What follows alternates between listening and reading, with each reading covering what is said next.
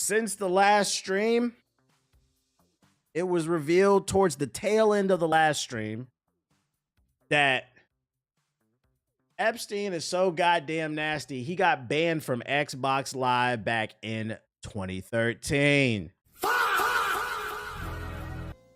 And to that I say, do you know how nasty of a person you gotta be to get banned off of Xbox Live? I was deep in them Xbox Live servers. I was in the, when people say you wouldn't have survived a Call of Duty lobby. I remember somebody said that to me on Twitter like a month ago. I laughed. It had to have been a Twitter bot or somebody who never seen my content. I wouldn't have survived. It was something I had said on Twitter. He's like, you would have, pussy. You would have never survived in those Call of Duty lobbies. Nigga, I was the Call of Duty lobby.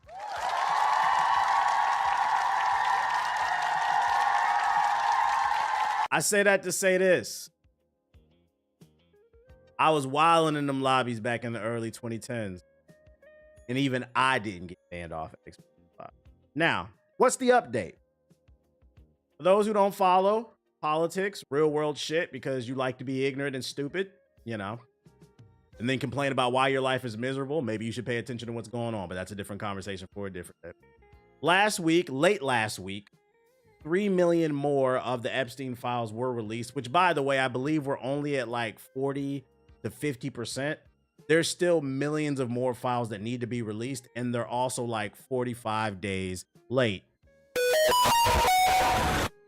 But in them 3 million files, people are combing through them, and I said the day that those files released, I said give it at least 72 hours because the world's got to comb through it. You know the internet detectives. Since then, Jay-Z's been found on the list. Pusha T. We knew Bill Clinton's nasty. We knew that nigga was nasty. Lock him up. Oh, man. Lock him up. Trump's been all over it. And a whole lot more people. What happened towards the end of that stream is more news came out in regards to Epstein and the video game stuff. Something that I could not have predicted. So in case you don't follow the news, what else came out in those Epstein files was additional emails reveal Jeffrey Epstein's advisors were talking to former Activision CEO Bobby Kotick about microtransactions in Call of Duty back in 2013. That's right, ladies and gentlemen.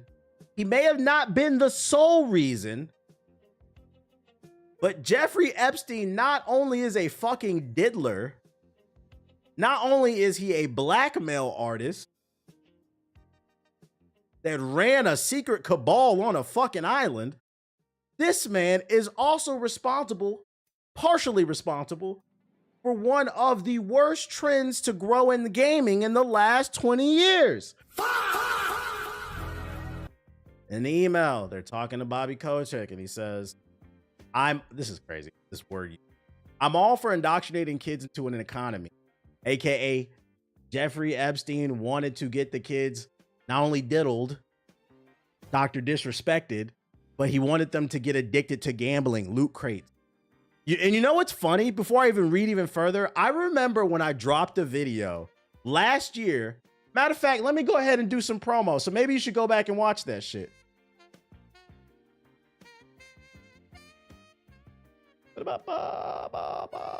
I dropped a video titled The Dark Psychology of Microtransactions. And there were a lot of people in the comments telling me, bro, it's not that deep.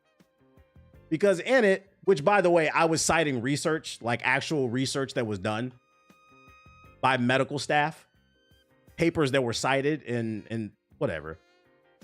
Basically gambling, casinos and different gambling companies, they use various tactics to get people sucked into the world of gambling.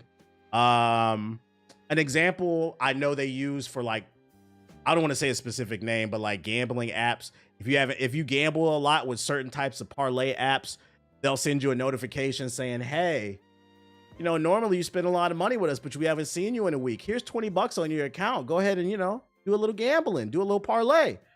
They use flashing lights and beautiful colors to manipulate the receptors in your brain to get super excited, to give you a dopamine hit and get you addicted to this stuff.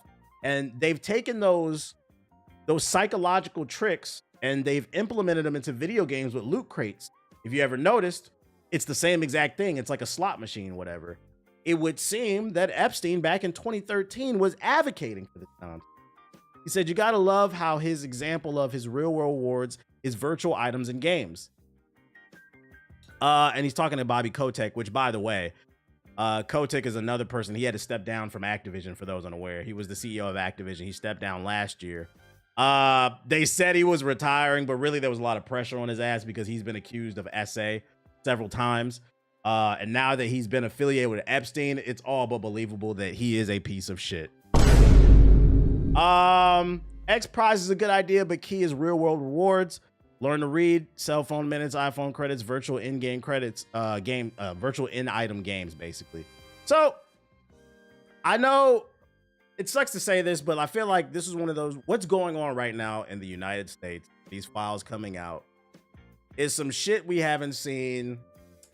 Like, for those who don't follow politics, they made Jimmy Carter sell his peanut farm. This nigga Trump has made $3 billion off a crypto scam last year. That's more money than he's ever made in terms of profit in his entire career. For all the people that support him and swear he's the most efficient businessman on earth, and that's why he should have been president. First of all, that's stupid because a government shouldn't be ran like a business. That's why you guys don't get any fucking benefits, but y'all not ready for that conversation.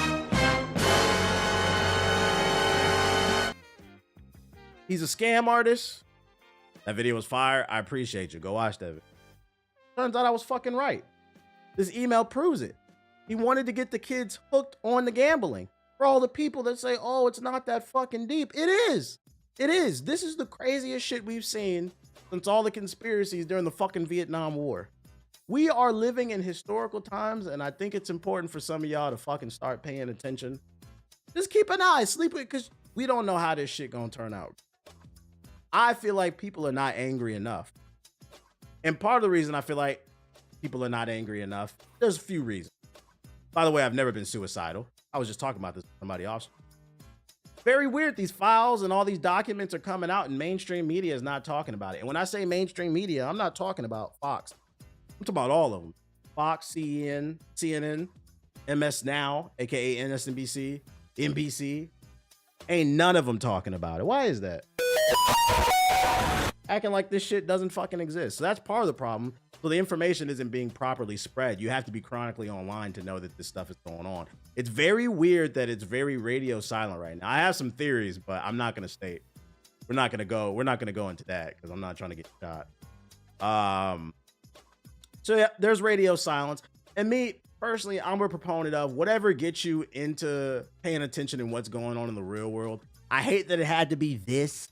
But maybe this will make some of y'all start paying attention. For the people who would say on Hokage highlights in the comments, it's not that deep, TBH. Why are you talking about this shit? This man has ruined everything. He's ruined people's lives. He's ruining government. He's ruining video games. This shit is deeper. It's deeper than rap, bro. It's deeper than fucking rap. And keep in mind, those files came out like mid last week. There were 3 million files. People are not done combing. More info is going to come out. But we got to start questioning why people aren't talking about it. Bill Clinton was impeached for BJ. I just saw that they plan to testify in front of Congress. That nigga in trouble too. Lock him up. He a fucking freak. Lock him up. Oh, man. Lock him up. Oh, I already got that story. No need to link it. So not only is he associated with the early stages of microtransactions in gaming, is deeper than rap, chat. You know who else was in them files?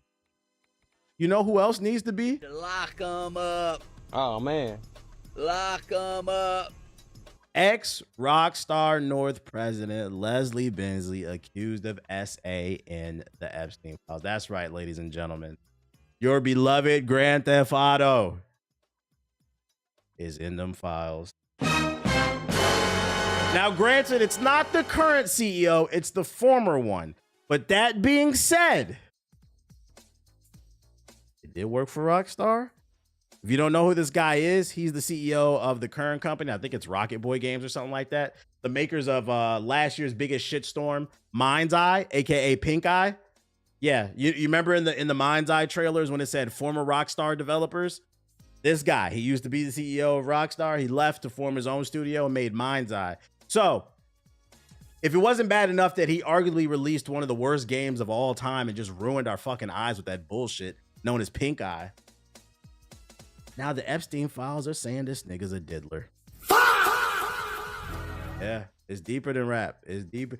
Don't be surprised if more shit comes out. And I feel like people are underreacting to this shit, man. I'm telling y'all, until we see billionaires jumping out of windows trying to absolve their shame, we ain't getting nowhere near the truth.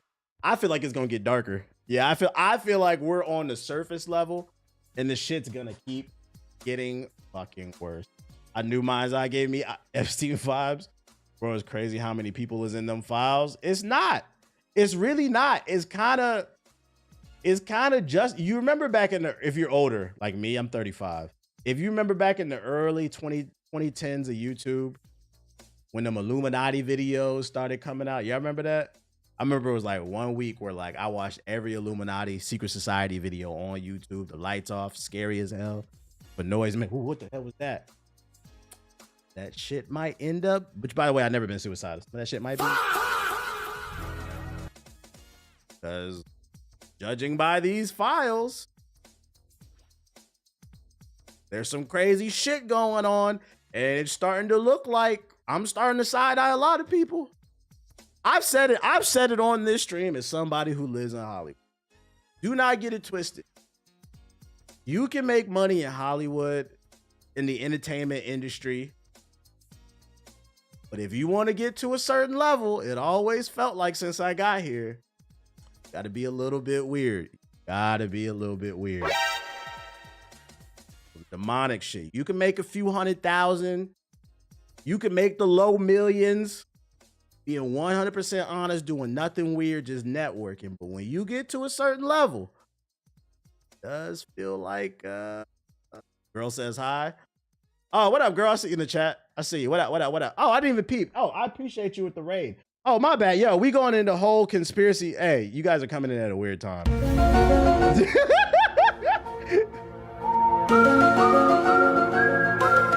We're talking conspiracy theories right now. So this is probably a weird first impression. We're talking about the Epstein files and some gaming related stuff that was in the Epstein files and Hollywood. I've always felt like that since I've been here. It is weird. It's fucking weird, man. I'm side-eye. I've always felt like specifically, because I personally think, I really appreciate the raid, by the way. Welcome to the stream, y'all. I always spend the first couple hours of my stream talking about gaming news. I always felt like, I'm not going to say no names, but as somebody who's been in this gaming space for 18 years, you can track my career and it's been very organic. It's always been a natural, just kind of slow upward, but there was never a... But there have always been certain people, even in the streaming industry, because I think this cabal is not just music, TV, movies, and video games. I think some of it is in the, I think the streaming shit has been infiltrated too. I've always felt like, because I always look at things from the standpoint of, I try not to be a hater. I'll be like, okay, I don't like this. This is not my demographic. But I understand, and I can also trace your story. But then I look at other people and I'll be like, where did you come from? Where did you come from? I don't know, man. I'm so glad you said it, you right? Never been suicidal. I'm gonna keep saying that. I've been said that since I've been streaming. We're gonna keep an eye on this, but I'll say this at the very minimum. Do not be surprised if more gaming CEOs come out and they're in these files, and I feel like people are not mad enough. I'm trying to figure out what's going to make people angry. People are getting shot in the streets. Diddlers are getting exposed in the paperwork, and people are just going to work. America, world, wake up. Yo, shout out to Watts with the big raid as well. We getting lots of love too. We go a little bit more in depth in this in the latest podcast. I run a podcast, Gaming Illuminati, youtube.com/GI updates. Available on Amazon, Spotify, all that bullshit. I'm getting all my coworkers and neighbors mad. I'm constantly informing them it's time to wake up. You cannot be asleep. So that's on the heavier note. I swear, for the people who are new in here, we don't always talk about shit this damn heavy. That's more on the heavier note. On a more lighthearted note, Just wanted to keep you guys updated on what's going on in the world. Feel free to, you can download the files and read them yourself if you want. On a more lighthearted note, it would seem that the community seems to really enjoy the 5v5 mode that was implemented late last year in Highguard, and they've decided to make it a permanent mode. W, devs in the chat.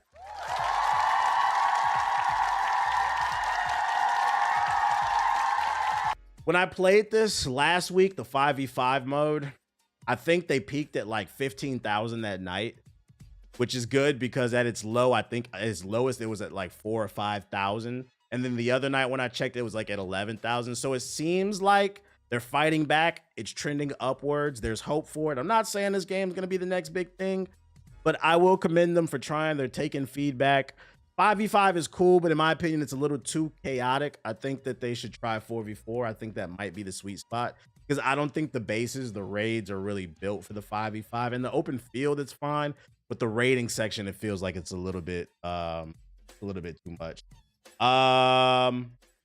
Cat Williams did say a lot of people are gonna get exposed. He did say it. So if you have any interest in Highguard, it's free to play. They did add the 5v5 mode. It's permanent. It originally was just an experimental test mode. It's now staying in the game, and I hope they continue to experiment.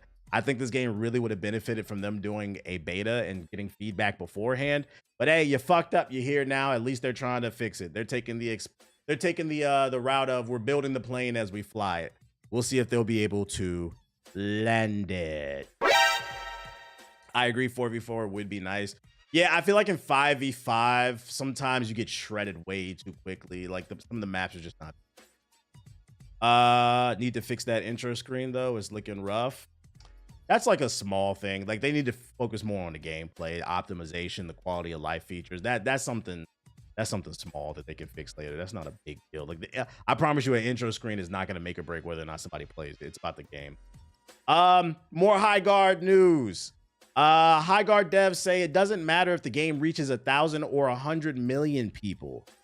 Chad Grenier, the studio head at Wildlife Entertainment and the director of the free-to-play raid shooter Highguard, has says it doesn't matter how many people play the game. Speaking of Polygon, Grenier said whether it gets 1,000 people or 100 million people, it doesn't matter. What matters most is that the game is loved by people who played it. He added that his hope is that Highguard becomes a game that people love and become a part of them. And then they go on to say Highguard launched in late January and reached nearly 100,000 peak concurrent players on Steam before eventually dropping off. Blah blah blah blah blah. I gotta call Cap on this. You know, I'm rooting for the devs. I do like the game, but it does need some adjustments, and I gotta call Cap on this statement. I have no doubt in my mind he's not lying when he says he just wants people to enjoy the game. But the reality is that I got to go to the Highguard event. I got to see what I'm assuming is their studio. Well, no, it might have not been their studio. It might have just been like a area they rented out to show off the game. At bare minimum, I saw a lot of devs there. You have a lot of employees. So the sentiment is it's nice, but the reality is that you do got a lot of mouths to feed. This game's got to stabilize and they got to find a way to generate some money. You can't keep the lights on for no reason, especially because I think Nexon is publishing it. Let me see. Highguard publisher. Who's publishing Highguard? Oh no, it's 100%. I don't know why I thought Nexon was publishing it. Oh yeah, I'd argue that's even because if you had a publisher, you got to adhere to the board. But nah, it's 100% self-published. You're 100% self-funded. Oh yeah, you got to generate some money. Absolutely. I think, and to be fair to the game, I do call Cap on this statement, but a game doesn't need to have hundreds of thousands or even millions of players to sustain itself, right? I think this game would be okay if it had like 20,000 to like 50,000 concurrent players and everybody in the community is buying a dedicated, like a core fan base, and everybody in the community, at least half of them are buying the battle pass or like some skins or some shit like that. Like we talked about this on the podcast a little bit. I hate the discourse around gaming where people feel like, oh, because a game only has like 20,000 players that it's shit and it's dead. Like, no, you could still eat off of that if you're making the product that, because let me explain something to y'all when it comes to business.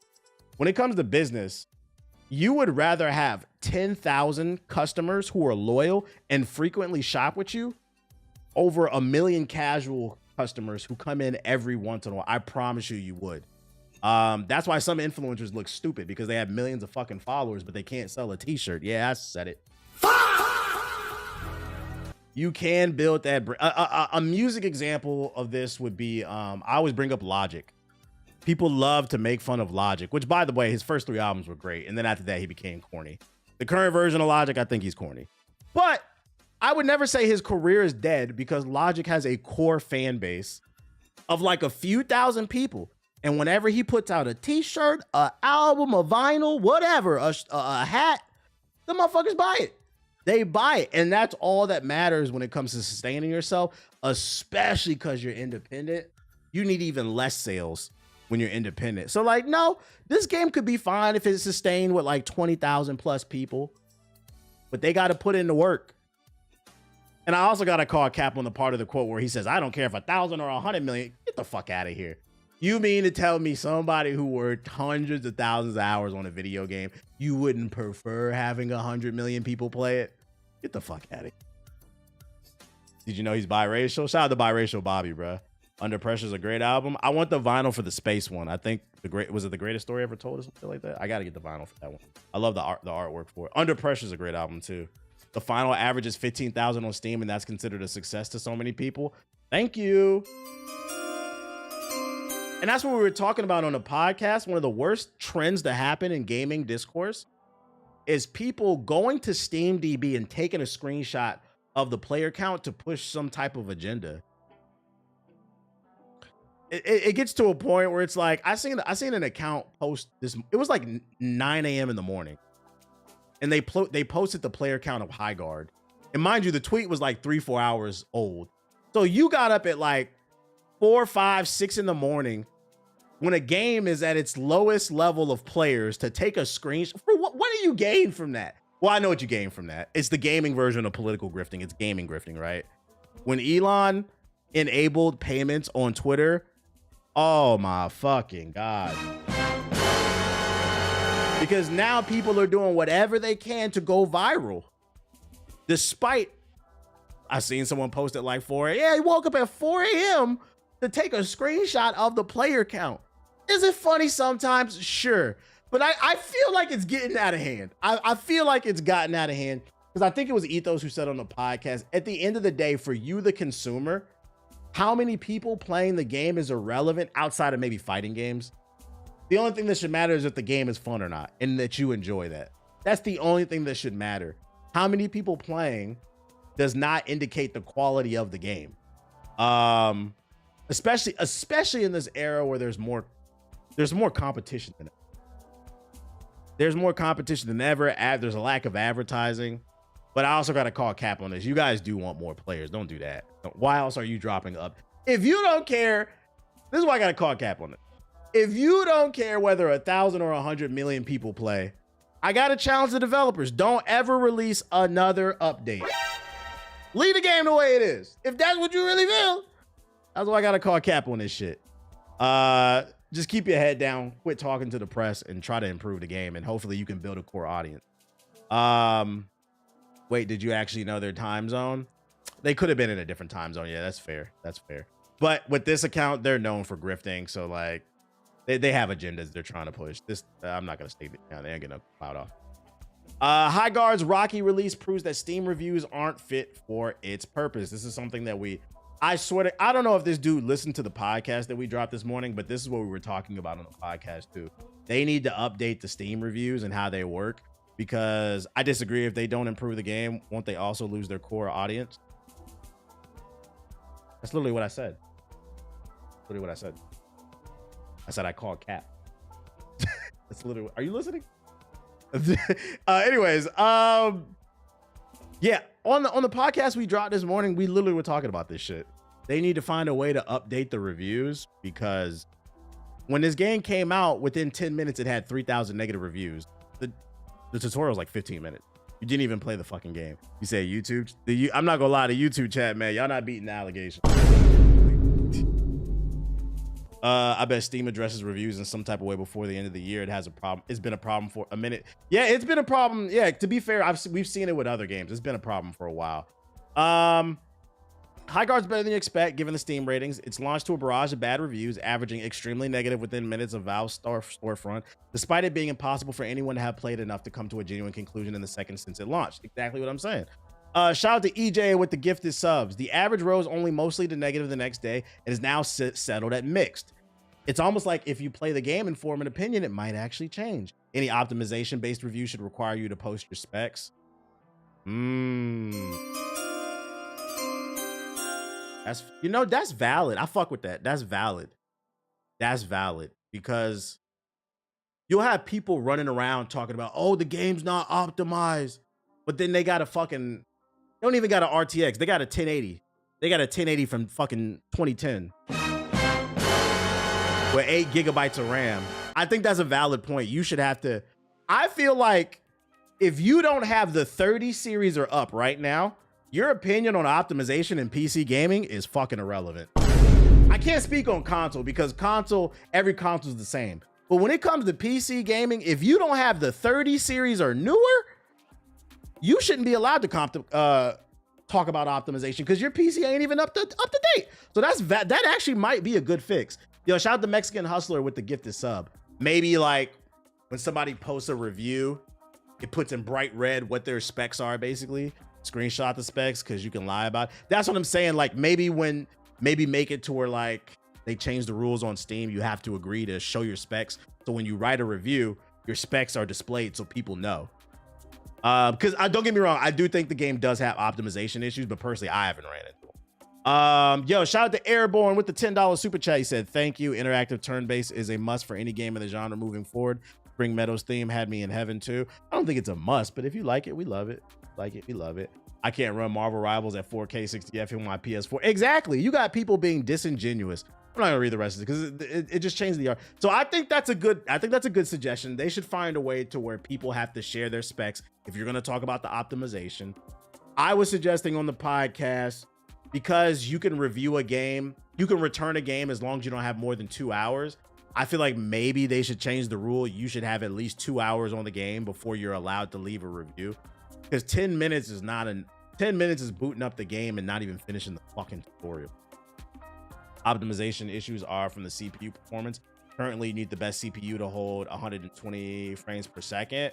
Okay. The system requirements want a 2080 and a 3600. It should definitely be optimized for older hardware. Yeah, and this one I can't give it a pass because this game is not even like, I'm speaking as a whole. This game I can't give a pass because it's not the most graphically intensive. This game should be optimized. I don't know what happened with that. And to be fair, this is why you always got to take it with a grain of salt when it comes to these like preview events. I got to play the game early. What we played at the event, it ran well. But I think we were playing on Alienware PCs that were super high end, had all the best specs. So it's kind of hard to give an opinion on optimization. That's why you should always take preview events with like a grain of salt, I think. I always try to say, hey, we played a vertical slice. It might be different. Matter of fact, I did say I ran into some lag issues at the event. So servers, and I was concerned about that because I'm like, we're at a closed event where only us are on the servers and I lagged a couple times. What's going to happen when everybody gets on it? And people ran it. So I ended up predicting that shit correctly. Shout out to I feel like some people would generally just leave the game on for 2 hours just to get past that barrier. Damn, do we use time and achievements? That's fair. You're right. If somebody, I do feel like it would nullify a lot, but you're right. If somebody's really dedicated to the hate, which a lot of people are, that is a workaround. Just leave the game on for 2 hours and then leave a review. Can I just state that like it's sad that we're even having this conversation?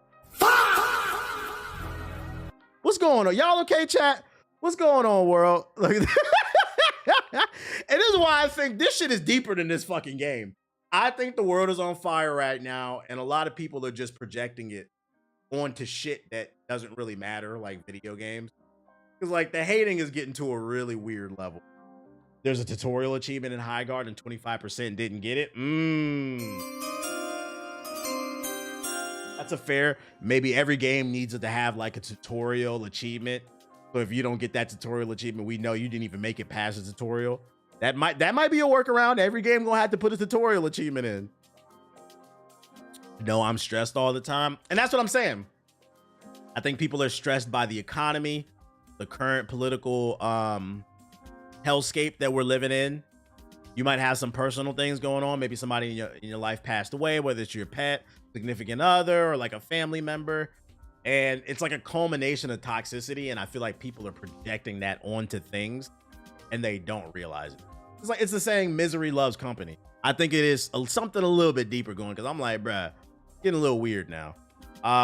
Been playing for the past 2 days and I've been having fun. Got steamrolled twice, but I'm still having fun. True. That's exactly what's happening. Everyone's projecting their problems into everything. Yeah, the chronically online shit is unfortunate. For real, hold on to your joy, chat. Find something that makes you smile. Glass half full. That's the way I try to approach the world. Like, you know, I can recognize there's a lot of bullshit on, but I always try to be, at least I got a roof over my head type shit. You could be like, at least I got a job. You always got to find the positive in something, because if you latch onto that negative too much, it's literally like the Venom symbiote. That shit will take you over. You can acknowledge what's going on in the world without letting it become your personality. Shout out to Space Cowboy with the super chat. Low IQ people are mad about the frictional characters, also referring to the Odyssey movie. Wait, what are you talking about? Because it's a kart racer for $70. Damn, let me read the article, nigga. Sonic Racing Cross Worlds fails to meet Sega's expectations. Uh-oh. Looks like the Sonic Cross World Racing is not gotta go fast off the store shelves. Sega has released its latest financial report confirming that despite strong critical reception, Sonic Racing Cross Worlds has failed to meet the company's expectations. The quote from Koichi Fukazawa, a director on the board and senior executive vice president, can be found on the PDF presentation from the Q2 financial release. He details an objective to sell a further of 1 million copies of the game over the next fiscal year, which he hopes will bolster by the ongoing release of downloadable content. So he's hoping DLC will save it. Now I'd like to talk about Sonic Racing Cross Worlds. It has received high ratings, scoring over 80 on Metacritic and earning an overwhelmingly positive rating on Steam's customer reviews. We recently announced that worldwide cumulative sales have surpassed 1 million units. However, initial performance did not meet our expectations, and we are aiming to sell approximately another 1 million units within the next fiscal year. We aim to sustain long-term sales by encouraging players to enjoy the game over time through the continued support of the title, including ongoing release of the additional downloadable content. I'm not gonna lie, hey, Sonic fans, I'm disappointed in y'all. Y'all gotta go fast ass niggas is not buying no games. What's going on, you fucking frauds? Y'all be on the internet defending Sonic and Shadow and Amy and Cream and the Chaotix crew from every piece of slander. But let me find out when it comes to actually buying the games and playing them. Man, I'm gonna play this off stream, man. We're gonna finish this mission up off stream. Because this is actually pretty shocking to read. I don't think this would have been the best-selling game, period, because like somebody said in the chat, it is a $70 kart racer. That's a more niche type of game, which doesn't have a lot of replayability unless you really love kart racing. I feel like prime kart racing games is back in the day when there was no online play and you were with friends. So then if somebody was cheating, you could fucking fight them in real life. But online kart racing doesn't hit the same versus when I was a kid in the 2000s and the 90s. And, you know, you would spend the night over a friend's house and get into it if a nigga hit you with a blue shell last second. You can't fight them online. You know what I'm saying? I wish I could strangle a nigga over the internet, but you can't. That's beside the point though. I think the fact that they said they've surpassed 1 million units, but they don't specify, that says to me this game probably sold 1.2, 1.5 million units. We know it's not 2. We know it's not 2. So I have a feeling this probably only sold like 1.5 million copies, which is actually pretty crazy to see. I thought Sonic fans would come out and support the thing.